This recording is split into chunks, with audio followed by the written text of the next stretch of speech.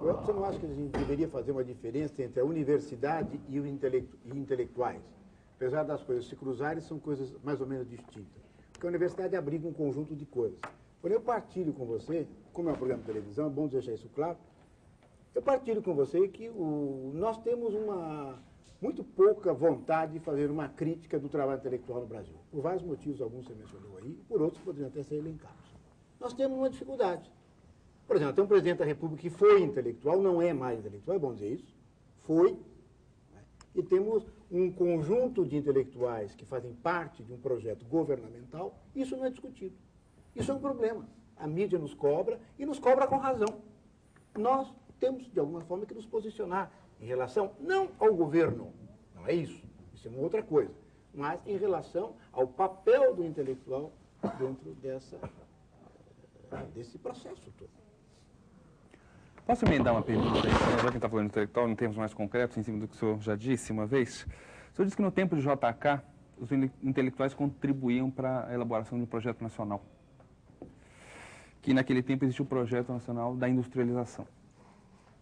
Agora, hoje em dia, os intelectuais que estão junto com a elite que domina o país, podem dizer que eles têm um projeto semelhante, que agora não é mais da industrialização, mas da capacitação competitiva para o Brasil se inserir na ordem internacional. Você acha que existe muita diferença entre o que se fazia no tempo de JK em termos mais abstratos do que se faz hoje? Quer dizer, o que estava se fazendo é modernização conservadora para inserir o Brasil na ordem internacional num esquema de dependência. Você acha que tem uma coisa diferente?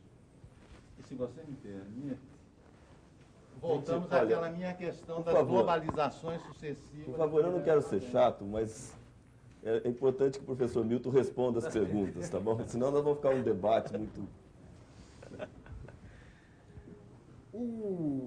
Eu acho que a sua questão sobre universidade intelectual ela sempre existiu no mundo e hoje ela existe mais ainda, porque a traição dos intelectuais, é o título de um livro famoso escrito há quase meio século, ela se amplia com o fenômeno da globalização. De tal maneira que o trabalho do professor não é obrigatoriamente o trabalho do intelectual. São duas coisas que se separam. E essa separação faz com que os intelectuais da universidade sejam sempre em número menor. Isso não significa que a repercussão possível do que eles produzem seja menos importante ou seja menor. Professor Milton, pois não. O senhor quer continuar a resposta? Pode continuar. Então, a outra questão, qual é a diferença entre esses intelectuais que se organizam em torno e aquele projeto do aparelho de hoje? de Estado hoje?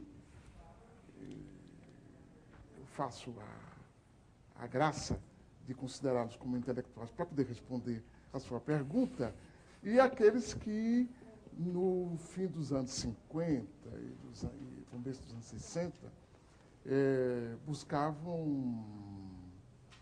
buscavam também contribuir.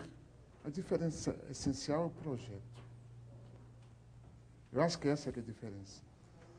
Naquela época havia a busca de um projeto nacional. Essa busca não era unívoca. Em torno do próprio poder havia diferenças, divergências, discussões, e os avanços se davam a partir dessas diferenças e desses acordos. E havia os partidos que tinham uma credibilidade do fato de que eles também ostentavam projetos nacionais. O Partido Comunista, o Partido Social Democrático, a União Democrática Nacional tinham projetos explícitos. No momento atual não há projetos explícitos. Esses intelectuais que gravitam em torno do poder não apresentam um projeto explícito e, por isso, não há discussão possível. Só é possível discutir validamente se há um projeto tornado explícito. O senhor acha que a oposição tem um projeto? Fernando, vou te interromper, me desculpe, mas nós estamos indo para o nosso intervalo. Antes de entrar no intervalo, o senhor poderia responder rapidamente a 3 perguntas de telespectadores. Eu não tive chance ainda de passar as perguntas dos telespectadores para o senhor. O primeiro é do Ricardo Dinato, de Santos, que diz o seguinte: o senhor acha que a área de livre comércio das Américas trará benefícios para o Brasil? aqui no Brasil, ela trará benefício para um certo número de empresas, certamente. Não se trata de Brasil nessa área de livre comércio. Eu acho que é um sequestro da palavra. Isso, por enquanto, é feito para facilitar o comércio. Pode ter alguma sobra para uma parte da população, mas não está dentro de uma preocupação geral. Certo. O Emiliano Biancarelli, do Jardim América, que pergunta o seguinte: o senhor defende o sistema de cotas para os negros nas universidades e no mercado de trabalho? Olha aqui, essa questão tinha que aparecer, naturalmente, né? Porque se está querendo polarizar a discussão da questão negra, porque não é mais um problema negro no Brasil, é uma questão negra, nessa coisa de cota. Eu acho que isso é uma grande tolice. A minha experiência de vida me indica que a questão negra sugere que eu me refira a 3 dados, pelo menos. O primeiro dado é o corpo, a corporeidade, que aumenta com enorme importância nesse fim de século com a globalização. A segunda é a individualidade. E a terceira é a cidadania.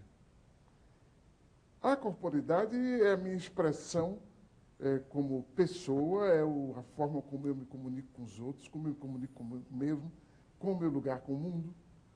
E essa forma de comunicação ela é limitada ou facilitada pela maneira como eu participo da sociabilidade e como eu sou mais ou menos cidadão. O problema é que no Brasil a cidadania não se completou.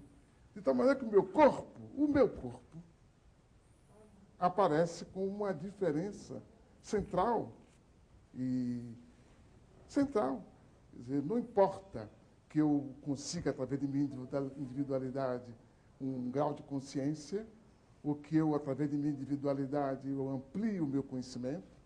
Na medida em que o país ainda não descobriu a cidadania, o negro é alguém inferior na sociedade brasileira, tratado como inferior.